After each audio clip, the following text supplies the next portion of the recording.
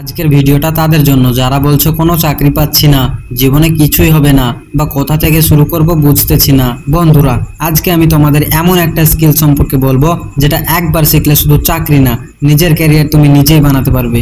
আর সেই স্কিলটার নাম হচ্ছে পাইথন প্রোগ্রামিং। হ্যাঁ, পাইথন।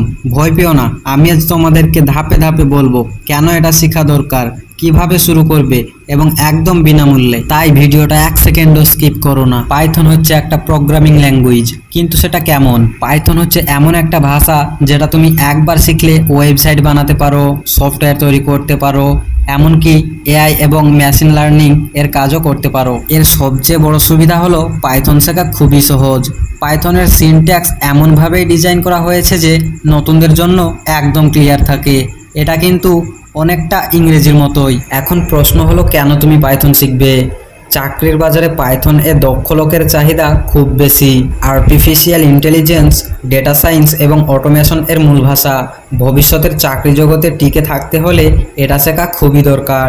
তুমি যদি অ্যাপ বানাতে চাও বা ওয়েবসাইট, এমনকি নিজেই অটোমেশন তৈরি করতে চাও, তাহলে পাইথন দিয়েই সম্ভব। পাইথন শেখা শুরু করার জন্য দরকার শুধু তোমার ইচ্ছা আর একটা স্মার্টফোন বা ল্যাপটপ।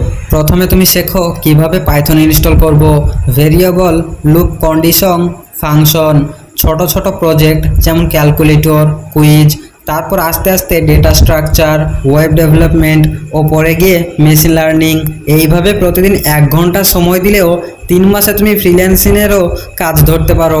তুমি যদি এখনও ভাবো আমি তো ভালো ইংরাজি পারি না, আমি তো আগে কোড করিনি, তাহলে বলি, পাইথন শেখার জন্য তোমার আগেকার কোনো অভিজ্ঞতা লাগবে না। তোমার দরকার শুধু ধারাবাহিকভাবে চেষ্টা করা।